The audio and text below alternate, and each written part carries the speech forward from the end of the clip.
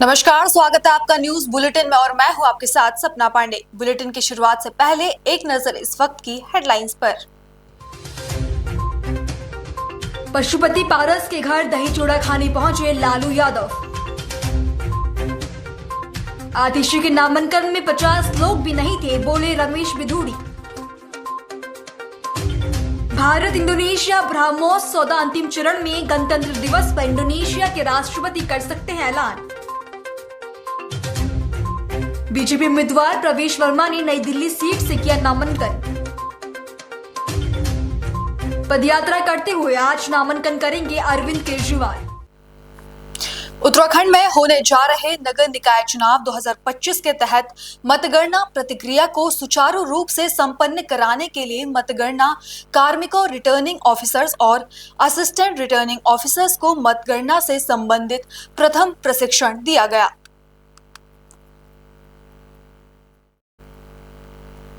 इस प्रशिक्षण कार्यक्रम में 89 सुपरवाइजरों और 275 मतगणना सहायकों को प्रशिक्षित किया गया। प्रशिक्षण में अपर जिलाधिकारी ने मतगणना के प्रत्येक चरण की विस्तृत जानकारी और आवश्यक निर्देश दिए।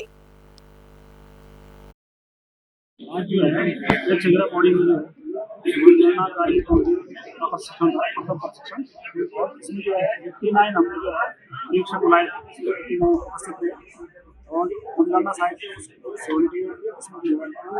उपस्थित रहे। इस प्रकार 367 में से जो है 364 लोग उपस्थित रहे।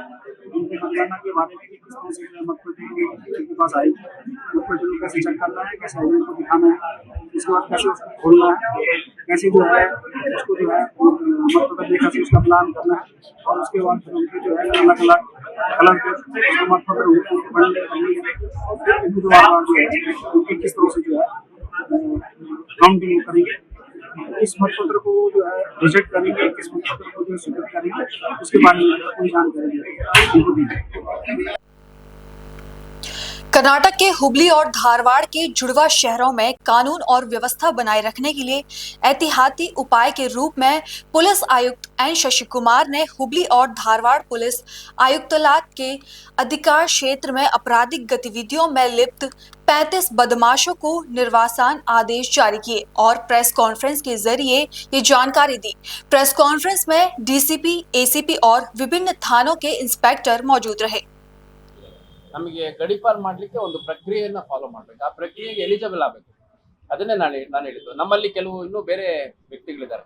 21ರಲ್ಲಿ ಒಂದು ಮೇಜರ್ ಮರ್ಡರ್ ಅಲ್ಲಿ ಇನ್ವಾಲ್ವ್ ಆಗಿರೋ ಒಬ್ಬ ವ್ಯಕ್ತಿ ಇದ್ದ. ಅವನ ಮೇಲೆ ಇನಿಷಿಯೇಟ್ ಮಾಡ್ಲಿಕ್ಕೆ ನಮಗೆ ಇಮಿಡಿಯೇಟ್ ಕಾಸ್ ಆಫ್ ಆಕ್ಷನ್ ಇಲ್ಲ. ಸೊ ಅಂತವ್ರು ಯಾರಿದ್ದಾರೆ ಅಂತವ್ರನ್ನ ವಾಚ್ ಮಾಡ್ತಿದ್ದೀವಿ. ಕಾಸ್ ಆಫ್ ಆಕ್ಷನ್ ಸಿಕ್ಕಂತ ಸಂದರ್ಭದಲ್ಲಿ ಖಂಡಿತವಾಗಿ ಅವ್ರ ಮೇಲೆ ಕೂಡ ಅಗತ್ಯ ಕಾನೂನು ಕೈಗೊಳ್ಳೋಣ.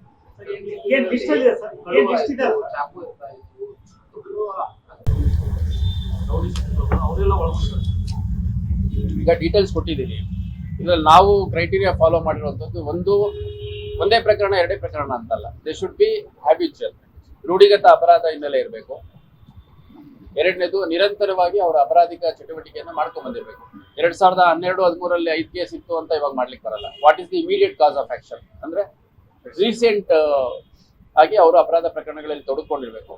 ಮತ್ತೆ ನಮ್ಮ ಕ್ರೈಮ್ ಸಿಬ್ಬಂದಿ, ಗುಪ್ತ ಮಾಹಿತಿ ಸಿಬ್ಬಂದಿಗಳು ಇವರ ಚಟುವಟಿಕೆ ಹೆಚ್ಚಿದೆ, ಇವ್ರ ವಿರುದ್ಧ ಜಾರಿ ಮಾಡೋ ಅಗತ್ಯತೆ ಇದೆ ಅಂತ ಒಂದು ಅಭಿಪ್ರಾಯ ಪಟ್ಟಿರ್ಬೇಕು. ಮತ್ತೆ ಅದನ್ನ ನಮ್ಮ ಸ್ಥಳೀಯ ಅಧಿಕಾರಿಗಳು ಪುಷ್ಟೀಕರಿಸಿ ನಮ್ಮ ಡಿಸಿಪಿ ಅವರಿಗೆ ಆದೇಶಕ್ಕಾಗಿ ಪ್ರಸ್ತಾವನೆಯನ್ನು ಸಲ್ಲಿಸಿರ್ಬೇಕು.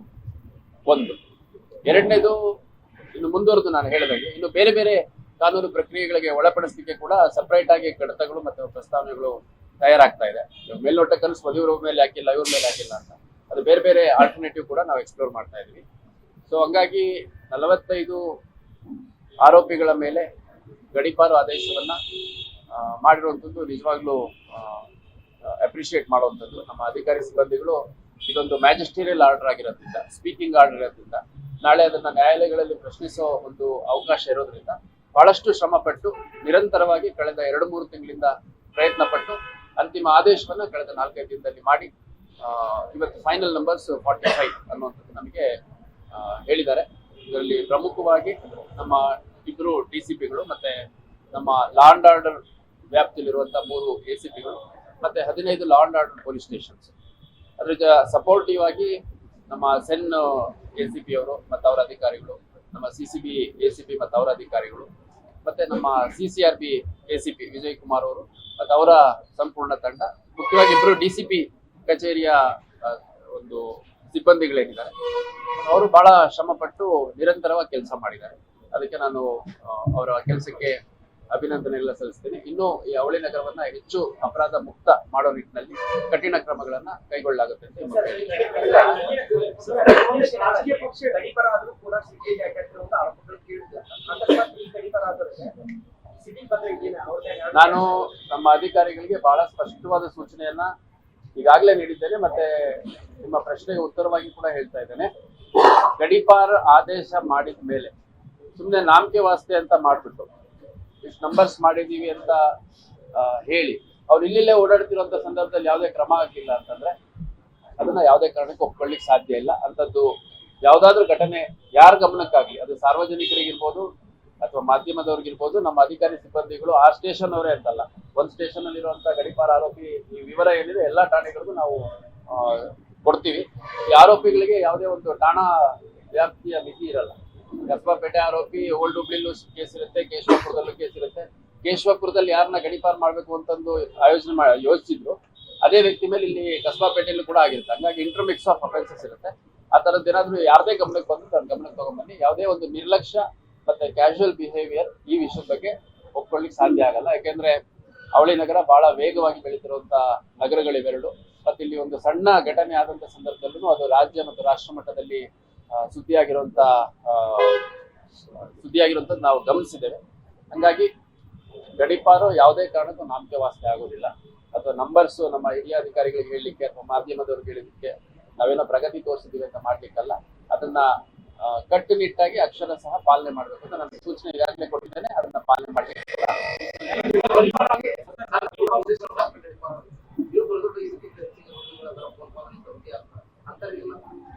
ಅಲ್ಲ. ಈಗ ನೋಡಿ, ನಾನು ಬಹಳ ಸ್ಪಷ್ಟವಾಗಿ ಹೇಳ್ದಂಗೆ, ಒಂದು ರೂಢಿಗತ ಅಪರಾಧಿಗಳಾಗಿರ್ಬೇಕು ಒಂದು, ಮತ್ತೆ ಅವ್ರ ಮೇಲೆ ಕಾಸ್ ಆಫ್ ಆಕ್ಷನ್ ಇರ್ಬೇಕು.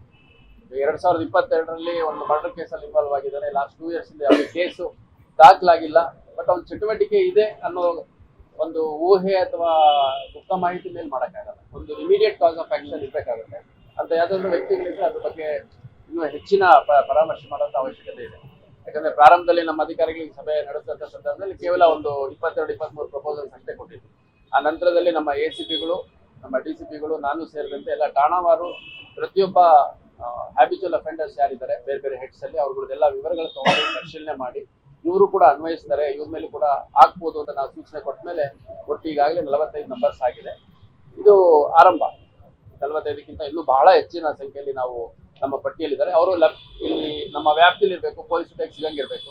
ಅಕಸ್ಮಾತ್ ಯಾರಾದ್ರೂ ನಾಪತ್ತೆ ಆಗಿದ್ದಾರೆ ಅಥವಾ ಹೊರಗಡೆ ಎಲ್ಲೋ ಹೋಗಿ ಇದ್ದಾರೆ, ಔಟ್ ಆಫ್ ಹೆಡ್ ಕ್ವಾರ್ಟರ್ ಇದ್ದಾರೆ, ಪೊಲೀಸ್ಗೆ ಸಿಗ್ತಾ ಇಲ್ಲ ಅಂತವ್ರದೆಲ್ಲ ನಾವು ಪ್ರಪೋಸಲ್ ರೆಡಿ ಇಟ್ಕೊಂಡಿದೀವಿ. ಅವ್ರು ಸಿಕ್ಕ ತಕ್ಷಣ ಇಮಿಡಿಯೇಟ್ ಆಗಿ ಅದನ್ನ ಮತ್ತೆ ಇಂಪ್ಲಿಮೆಂಟ್ ಮಾಡ್ತೀವಿ.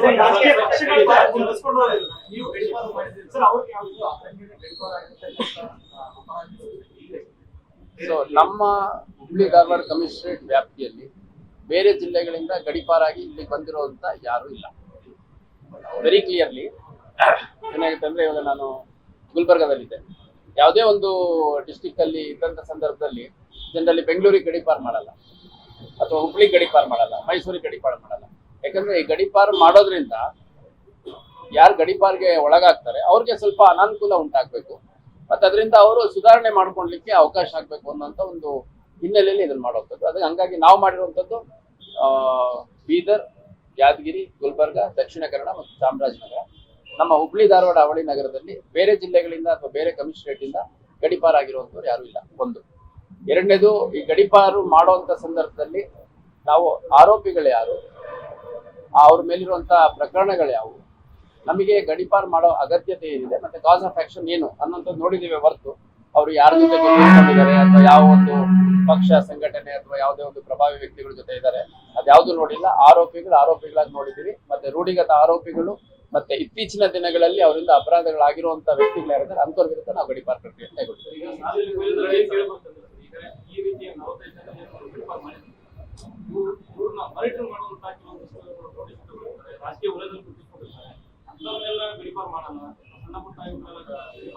ಸರ್, ಈಗ ನೀವು ನೋಡೋದಾದ್ರೆ ಯಾವ ಪ್ರಕರಣದಲ್ಲಿ ಭಾಗಿಯಾಗಿದ್ದಾರೆ ಅನ್ನುವಂಥದ್ದು ನಾನು ಮಾಹಿತಿಯನ್ನು ಹೇಳಿದೆ. ಅದರಲ್ಲಿ ಕೊಲೆ ಪ್ರಕರಣದಲ್ಲಿ ಭಾಗಿಯಾಗಿರೋರು ಇದ್ದಾರೆ, ಕೊಲೆ ಪ್ರಯತ್ನದ ಪ್ರಕರಣದಲ್ಲಿ ಭಾಗಿಯಾಗಿದ್ದಾರೆ, NDPS ಅದರಲ್ಲಿ ಪೆಡ್ಲಿಂಗ್ ಕೆಲಸ ಮಾಡಿರೋರು ಇದ್ದಾರೆ, ಮಹಿಳೆಯರಿಗೆ ತೊಂದರೆ ಕೊಟ್ಟಿರುವಂತವ್ರು ಇದ್ದಾರೆ. ಅದೇ ರೀತಿ ನೋಡೋದಾದ್ರೆ ನಾವು 45ರಲ್ಲಿ ಸುಮಾರು 7-8 ಹೆಡ್ಗಳಲ್ಲಿ ಅಫೆಂಡರ್ಸ್ ಇರುತ್ತದೆ. ಈಗ ದೊಡ್ಡ ರೌಡಿಗಳು, ಸಣ್ಣ ರೌಡಿಗಳು ಅಥವಾ ದೊಡ್ಡ ಪುಡಿ ರೌಡಿಗಳು, ಸಣ್ಣ ಆ ಥರದ್ದು ಇರಲ್ಲ. ನಮಗೆ ಗಡೀಪಾರ್ ಮಾಡ್ಲಿಕ್ಕೆ ಒಂದು ಪ್ರಕರಣ, ಅದೇ ಒಂದು ನಿಮ್ಮ ಮಾಧ್ಯಮದಲ್ಲಿ ಅದು ನೋಡಿದೆ ನಾನು, ಅದ್ರದ್ದು ನ್ಯೂಸ್ ಕ್ಲಿಪ್ಪಿಂಗ್ ಬಂತು ನನಗೆ. ಹುಡುಗ ಹುಡುಗಿ ಒಂದೇ ಅಂಗಡಿಯಲ್ಲಿ ಸುಮಾರು ಒಂದು 30,000 ರೂಪಾಯಿ ಹೊತ್ತು ತಗೊಂಡಿದ್ದಾರೆ, ಇನ್ನೊಂದು 2 ಅಂಗಡಿ ವಿಸಿಟ್ ಮಾಡಿದ್ದಾರೆ ಅನ್ನೋದು. ಈಗ ಎಲ್ಲ ಅಂಗಡಿಯಲ್ಲೂ ಗ್ರಾಹಕರ ಸೋಗಿನಲ್ಲಿ ಬರುವಂತವ್ರು ಅವ್ರ ಗ್ರಾಹಕರೇನ ಅಥವಾ ಈ ತರ ಕಳ್ತನ ಮಾಡಕ್ ಬಂದಿರ ಅನ್ನೋದು ಅವ್ರು ಎಕ್ಸ್ಟ್ರಾ ವಹಿಸ್ಬೇಕು. ಬಹಳಷ್ಟು ಅಂಗಡಿಗಳಲ್ಲಿ ಈಗ CCTV ಹಾಕಿಸ್ಕೊಂಡಿದ್ದಾರೆ. ಸ್ವಲ್ಪ ಅಂಗಡಿಗಳಲ್ಲಿ ಯಾರು ಬರ್ತಾರೆ ಹೋಗ್ತಾರೆ ಅನ್ನೋದನ್ನ ವಾಚ್ ಮಾಡೋಂಥ ಕೆಲಸ ಕೂಡ ಮಾಡ್ಬೇಕು. ಯಾಕಂದ್ರೆ ಅಂಗಡಿ ಒಳಗಡೆ ಆಗಿದ್ದು ನಮ್ ಗಮನಕ್ಕೆ ಬರಲ್ಲ. ಬಟ್ ಡೆಫಿನೆಟ್ಲಿ ಅವ್ರದ್ದು ಐಡೆಂಟಿಟಿ ಉಪಯೋಗಿಸ್ಕೊಂಡು ಅವ್ರದ್ದೇನು ಕ್ಲೂ ಸಿಗುತ್ತೆ ಅದ್ರ ಮೇಲೆ ಚರ್ಚೆ ಮಾಡುವಂತ ಕೆಲಸ ಮಾಡ್ತೀವಿ. ಈ ತರ ಅಫೆಂಡರ್ಸ್ ಹಿಂದೆ ಕೂಡ ನಾನು ಸಾಕಷ್ಟು ನಾನು ವರ್ಕ್ ಮಾಡಿದಂತ ಜಾಗದಲ್ಲಿ ನೋಡಿದ್ದೀನಿ. ಮಂಗಳೂರಲ್ಲಿ ಇರ್ಬೋದು, ಬೆಂಗಳೂರಲ್ಲಿ ಇರ್ಬೋದು. ಪರಸ್ಥಳೀಯ ಅಫೆಂಡರ್ಸ್ ಇದನ್ನು ಮಾಡುವಂಥದ್ದು ಹೆಚ್ಚು. ಅಂದ್ರೆ ಇವಾಗ ಸಪೋಸ್ ಮೈಸೂರು ಕಡೆಯವ್ರು ಬಂದ್ಬಿಟ್ಟು ಇಲ್ಲಿ ಅಫೆನ್ಸ್ ಮಾಡ್ತಾರೆ, ಇಲ್ಲಿ ಹೋಗ್ಬಿಟ್ಟು ಮಂಗಳೂರಲ್ಲಿ ಅಫೆನ್ಸ್ ಮಾಡ್ತಾರೆ. ಸೊ ದಟ್ ಅವ್ರದ್ದು CCTV ನಮಗೆ ಸಿಕ್ಕು, ಫೋಟೋ ಸಿಕ್ಕು, ಇಮೇಜಿಂಗ್ ಸಿಕ್ಕು, ಅವ್ರನ್ನ ಪತ್ತೆ ಮಾಡುವಂತ ಪ್ರೋಸೆಸ್ ಅಲ್ಲಿ ಸಾಕಷ್ಟು ಪತ್ತೆ ಆಗದೆ ಉಳಿದು ಹೋಗ್ತಾರೆ. ಬಟ್ ಅದು ತಾವು ಹೇಳಿದ ಪ್ರಕರಣ ನಾವು ದಾಖಲು ಮಾಡ್ಕೊಂಡಿದ್ದೀವಿ ಸಂಬಂಧಪಟ್ಟ ಪೊಲೀಸ್ ಠಾಣೆಯಲ್ಲಿ ಪತ್ತೆ ಮಾಡೋಂಥ ಪ್ರಯತ್ನ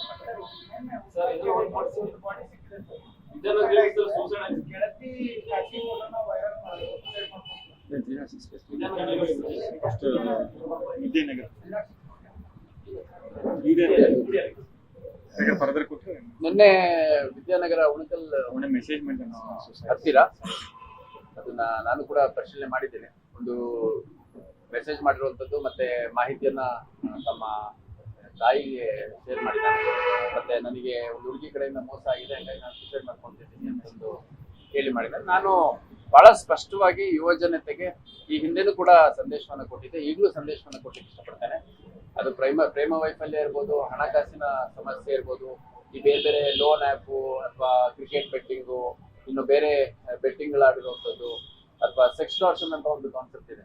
ಅಂದ್ರೆ ಬ್ಲಾಂಕ್ ಕಾಲ್ಸ್ ಬರುತ್ತೆ, ಆ ಕಾಲಲ್ಲಿ ನಾವು ಕಾನ್ವರ್ಸೇಷನ್ ಸ್ಟಾರ್ಟ್ ಮಾಡಿದಾಗ ಪರ್ಸನಲ್ ಫೋಟೋಸ್, ಪರ್ಸನಲ್ ಡೀಟೇಲ್ಸ್ ತಗೊಂಡ್ಬಿಟ್ಟು ಆಮೇಲೆ ಇದನ್ನ ನಿಮ್ಮ ಫ್ಯಾಮಿಲಿ ಮೆಂಬರ್ಸ್ಗೆ ಅಥವಾ ನಿಮ್ಮ ಸೋಷಿಯಲ್ ಮೀಡಿಯಾ ಫ್ರೆಂಡ್ಸ್ಗೆ ಶೇರ್ ಮಾಡ್ತೀವಿ ಅನ್ನೋ ರೀತಿ ಬೆದರಿಸ್ಬಿಟ್ಟು ಇದು ಮಾಡೋದು, ಈ ಥರದ್ದೆಲ್ಲ ಆಗುತ್ತೆ.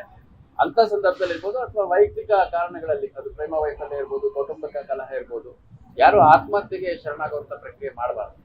ದಯವಿಟ್ಟು ತಮ್ಮ ಯಾರು ಹತ್ರದವ್ರು ಇದ್ದಾರೆ, ಸ್ನೇಹಿತರು, ಸಂಬಂಧಿಕರು, ಅವ್ರ ಹತ್ರ ಹೇಳ್ಕೊಳ್ಳಿ, ಅದಕ್ಕೆ ಪರಿಹಾರ ಸಿಗುತ್ತೆ. ನಿಮ್ಮ ಸಮುದಾಯದ ಮುಖಂಡರು ಇರ್ತಾರೆ, ತಮ್ಮ ಏರಿಯಾಗಳಲ್ಲಿ ಹಿರಿಯರು ಇರ್ತಾರೆ. ಅದ್ರ ಜೊತೆಗೆ ನೀವು ಪೊಲೀಸ್ ಸ್ಟೇಷನ್ಗೆ ಬಂದಂತ ಸಂದರ್ಭದಲ್ಲೂ ಕೂಡ ನಾವು ಕೂಡ ಆ ಸಮಸ್ಯೆಗೆ ಪರಿಹಾರ ಏನ್ ಮಾಡ್ಕೋಬಹುದು ಅಂತ ನೋಡ್ತೀವಿ. ನಿನ್ನೆ ಆಗಿರುವಂತ ಪ್ರಕರಣದಲ್ಲಿ ಯಾವುದೇ ಒಂದು ಆತ್ಮಹತ್ಯೆಗೆ ಪ್ರಚೋದನೆ ನೀಡಿದ್ದಾರೆ ಅಂತ ಕಂಪ್ಲೇಂಟ್ ನೀಡಿಲ್ಲ. ಅವ್ರದ್ದು ಹೇಳ್ತಾನೆ, ಹೌದು ನನಗೆ ಈ ತರ ಪ್ರೇಮ ವೈಫಲ್ಯ ಆಗಿದೆ ಅಂತಂದು. ಅವರ ಕುಟುಂಬ ಸದಸ್ಯರು ಆತ್ಮಹತ್ಯೆಗೆ ಪ್ರಚೋದನೆ ನೀಡುವಂತ ಪ್ರಕರಣ ಏನಿದೆ ಅದನ್ನ ನೀಡಿಲ್ಲ, ವೆರಿಫೈ ಮಾಡ್ತೀವಿ. ಆದೇಶವನ್ನ ಬ್ರೀಚ್ ಮಾಡಿದ್ದಾರೆ ಅಂತ ನಾವು ಮತ್ತೆ ಫರ್ದರ್ ಆದೇಶ ಮಾಡಿ ಅವ್ರನ್ನ ಬಂಧನಕ್ಕೊಳಪಡಿಸುವಂತ ಪ್ರಕ್ರಿಯೆ ಕೂಡ ಮಾಡಬಹುದು. ಈ 45 ಜನರ ವಿವಿಧ ಅಪರಾಧಿಕ ಹಿನ್ನೆಲೆಯಲ್ಲಿರುವಂತವ್ರು ಮತ್ತೆ ಗಂಭೀರ ಪ್ರಕರಣಗಳಲ್ಲಿ ತೊಡಗಿಕೊಂಡಿರೋದಷ್ಟೇ ಅಲ್ಲದೆ ನಿರಂತರವಾಗಿ ಬಹಳಷ್ಟು ವರ್ಷಗಳಿಂದ ಅನೇಕ ಕೇಸ್ಗಳಲ್ಲಿ ಅಪರಾಧಿಗಳಾಗಿರುವಂಥದ್ದು, ಆರೋಪಿಗಳಾಗಿರುವಂಥದ್ದು ಮತ್ತೆ ಕೋರ್ಟ್ ಟ್ರಯಲ್ ನಡೀತಾ ಇರುವಂಥದ್ದು, ಈ ತರದ್ದೆಲ್ಲ ಪ್ರಕ್ರಿಯೆ ಇದೆ. ಇದಕ್ಕೆ ಇಮಿಡಿಯೇಟ್ ಕಾಸ್ ಆಫ್ ಆಕ್ಷನ್ 2024ರಲ್ಲಿ ಕೂಡ ಇವರು ಪ್ರಕರಣಗಳಲ್ಲಿ ಭಾಗಿಯಾಗಿರುವಂಥದ್ದು. ಮತ್ತೆ ಈ ಹಿಂದೆ ಮುಂಜಾಗ್ರತಾ ಕ್ರಮ ಅಡಿಯಲ್ಲಿ 107 ಮತ್ತೆ 110 ರೀತಿಯ ಪ್ರಕರಣಗಳಲ್ಲಿ ನಾವು ಜಾರಿ ಮಾಡಿದ್ದಾಗ್ಯೂ ಕೂಡ ಮತ್ತೆ ಅಪರಾಧಗಳನ್ನು ಮಾಡಿರುವಂಥದ್ದು ಅಥವಾ ಅವರೇನು ಗುಡ್ ಬಿಹೇವಿಯರ್ ಬೈಂಡಿಂಗ್ ಓವರ್ ಆಗಿರುತ್ತೆ ಅದನ್ನ ಬ್ರೀಚ್ ಮಾಡುವಂತ ಪ್ರಕರಣಗಳು ಕೂಡ ಇದಾವೆ. ಇದರಲ್ಲಿ ನಾವು ಠಾಣಾವಾರು ಹೇಳೋದಾದ್ರೆ ಅದರದ್ದು ಒಂದು ವಿವರವನ್ನ ಕೊಟ್ಟಿದ್ದೇನೆ. ಅತಿ ಹೆಚ್ಚು ಪ್ರಕರಣಗಳನ್ನ ಕಸ್ಬಾಪೇಟೆಯಲ್ಲಿ 9 ಪ್ರಕರಣಗಳು, ಶಹರ ಧಾರವಾಡ ಮತ್ತು ವಿದ್ಯಾಗಿರಿ ಪೊಲೀಸ್ ಠಾಣೆಯಲ್ಲಿ 7 ಪ್ರಕರಣಗಳು, ಕೇಶವಪುರದಲ್ಲಿ 5 ಪ್ರಕರಣಗಳು, APMC ನವನಗರದಲ್ಲಿ 4 ಸೇರಿದಂತೆ ಒಟ್ಟು 45 ಪ್ರಕರಣಗಳಲ್ಲಿ 45 ವ್ಯಕ್ತಿಗಳ ಮೇಲೆ ನಾವು ಈ ಗಡೀಪಾರ ಆದೇಶವನ್ನು ಮಾಡಲಾಗಿದೆ. ಇದರ ಜೊತೆಗೆ ನಾವು ಇನ್ನೂ ಹಲವಾರು ಮಂದಿಯನ್ನ ಗಡೀಪಾರು ಮಾಡಲಿಕ್ಕೆ ಪರಿಶೀಲನೆ ಮಾಡಿದಂಥ ಸಂದರ್ಭದಲ್ಲಿ ಅವರು ಈಗಾಗಲೇ ಜುಡಿಷಿಯಲ್ ಕಸ್ಟಡಿಯಲ್ಲಿ ಇರುವಂಥದ್ದು, ಅಂದ್ರೆ ನ್ಯಾಯಾಂಗ ಬಂಧನದಲ್ಲಿ ಜೈಲುಗಳಿರೋದು ಕಂಡು ಬಂದಿದೆ. ಅವರು ಹೊರಗಡೆ ಬಂದಂತ ಸಂದರ್ಭದಲ್ಲಿ ಒಂದು ಸಣ್ಣ ಲೋಪ, ಅದು ಫಿರ್ಯಾದಿದಾರಿ ಬೆದರಿಸುವಂಥದ್ದು ಇರ್ಬೋದು, ವಿಟ್ನೆಸಸ್ಗೆ ಬೆದರಿಸುವಂಥದ್ದಿರ್ಬೋದು ಅಥವಾ ಅವರ ಬೇಲ್ ಕಂಡೀಷನ್ಸ್ ವೈಲೇಟ್ ಮಾಡುವಂಥದ್ದಿರ್ಬೋದು, ಮತ್ತೆ ಮುಂದುವರೆದು ಅದೇ ರೀತಿ ಪ್ರಕರಣಗಳನ್ನ ಮಾಡುವಂಥದ್ದಿರ್ಬೋದು, ಯಾವುದೇ ಒಂದು ಲೋಪದೋಷ ಕಂಡರೂ ಕೂಡ ಅವ್ರಗಳ ವಿರುದ್ಧ ಕೂಡ ಮತ್ತೆ ಈ ಗಡೀಪಾರು ಆದೇಶವನ್ನ ಮಾಡಲಾಗುತ್ತೆ. ಒಂದು. ಎರಡನೇದು, ಕೆಲವು ವ್ಯಕ್ತಿಗಳು ನಾಪತ್ತೆ ಆಗಿದ್ದಾರೆ. ಈ ಗಡೀಪಾರು ಆದೇಶ ನಾವು ರೆಡಿ ಮಾಡಿಕೊಂಡು ನಾವು ಮಾಡಿದ ತಕ್ಷಣ ಅವ್ರ ಮೇಲೆ ಎಕ್ಸಿಕ್ಯೂಟ್ ಆಗಲ್ಲ. ಅವ್ರನ್ನ ನಮ್ಮ ವಶಕ್ಕೆ ತಗೋಬೇಕು, ಅವ್ರ ಕಡೆಯಿಂದ ವಿವರಣೆ ತಗೋಬೇಕು, ಮತ್ತೆ ಅವ್ರನ್ನ ಮತ್ತೆ ಫರ್ದರ್ ಆದೇಶ ಮಾಡಿ ಅವ್ರನ್ನ ಕಳಿಸ್ಬೇಕಾಗುತ್ತೆ. ಸಾಕಷ್ಟು ನಮ್ಮ ಗಡೀಪಾರು ಮಾಡಬೇಕಾದಂತ ವ್ಯಕ್ತಿಗಳ ಪಟ್ಟಿಯಲ್ಲಿರುವಂತವ್ರು ಸದ್ಯಕ್ಕೆ ಸ್ಥಳೀಯವಾಗಿ ಪತ್ತೆ ಆಗಿಲ್ಲ.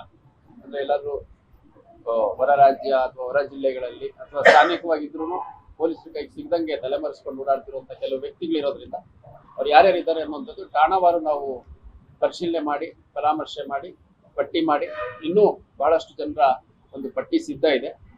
ಯಾರು ನಾಪತ್ತೆ ಆಗಿರುವಂತವ್ರು ನಮ್ಮ ಗಡೀಪಾರು ಪ್ರಕ್ರಿಯೆಗೆ ಎಲಿಜಿಬಲ್ ಇದ್ದಾರೆ ಅನ್ನುವಂಥ ವ್ಯಕ್ತಿಗಳಿದ್ದಾರೆ, ಅಂಥವ್ರನ್ನ ವಶಕ್ಕೆ ತಗೊಂಡು ಆದೇಶ ಮಾಡುವಂಥದ್ದು ಮತ್ತು ಹೆಚ್ಚುವರಿಯಾಗಿ ಇನ್ನು ಯಾರು ಇದಕ್ಕೆ ಒಳಪಡಬಹುದು ಅನ್ನುವಂಥದ್ದು ಕೂಡ ನಾವು ಇನ್ನು ಹೆಚ್ಚಿನ ಪರಾಮರ್ಶೆ ಅಗತ್ಯತೆ ಇದೆ ಅನ್ನುವಂಥದ್ದು ಕಂಡು ಬಂದಿದೆ. ಅದ್ರ ಜೊತೆಗೆ ಗಡೀಪಾರ್ಗಿಂತ ನೆಕ್ಸ್ಟ್ ಲೆವೆಲ್ ಆಫ್ ಮುಂಜಾಗ್ರತಾ ಕ್ರಮ ಇರುವಂಥದ್ದು, ಇದಕ್ಕಿಂತ ಹೆಚ್ಚು ತೀವ್ರತೆಯ ಅಪರಾಧ ಹಿನ್ನೆಲೆ ಇರುವಂತವ್ರಿಗೆ ಗೂಂಡಾ ಆಕ್ಟ್. ಆ ಗೂಂಡಾ ಆಕ್ಟ್ ಪ್ರಕ್ರಿಯೆಯಲ್ಲಿ ಕೂಡ ಯಾರ್ಯಾರು ಎಲಿಜಿಬಲ್ ಆಗ್ತಾರೆ ಅನ್ನುವಂಥದ್ದು ನಮ್ಮ ಠಾಣೆಗಳಲ್ಲಿ ಕೆಲವರನ್ನ, ಇಷ್ಟು ದೊಡ್ಡ ನಂಬರ್ಸ್ ಅಲ್ಲಿ ಇರಲ್ಲ, ಇದಕ್ಕಿಂತ ಸ್ವಲ್ಪ ಕಡಿಮೆ ನಂಬರ್ಸ್ ಅಲ್ಲಿ ಇರುತ್ತೆ, ಅವುಗಳ ಪಟ್ಟಿಯನ್ನು ಮಾಡಲಾಗಿದೆ. ಅವುಗಳ ವಿರುದ್ಧ ಗೂಂಡಾ ಆಕ್ಟ್ ಕಾಯ್ದೆಯನ್ನು ಕೂಡ ಆದಷ್ಟು ಬೇಗ ಜಾರಿ ಮಾಡಲಾಗಿದೆ. खबरों का सिलसिला आगे भी जारी है, लेकिन फिलहाल लेते हैं एक छोटा सा ब्रेक।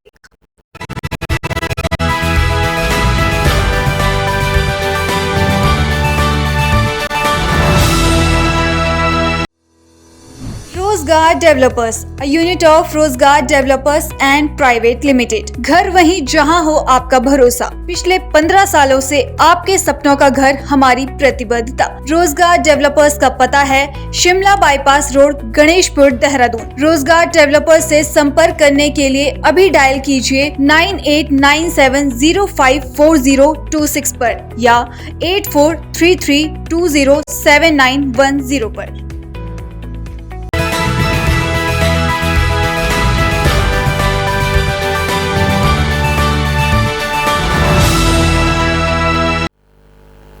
ब्रेक के बाद आपका फिर से स्वागत है। कन्नौज से बड़ी खबर सामने आ रही है, जहां रोटावेटर में फंसकर बाल मजदूर की हुई मौत। बच्चे को रोटावेटर में ही छोड़कर ठेकेदार फरार हुआ। बच्चे की पहचान 13 साल के विजय के रूप में हुई है। घर की आर्थिक स्थिति ठीक न होने के कारण करता था मजदूरी। बाल श्रम रोकथाम अभियान पर सवाल उठे। तीरवा कोतवाली क्षेत्र के उमापुरवा में हुआ हादसा, जांच में जुटी पुलिस।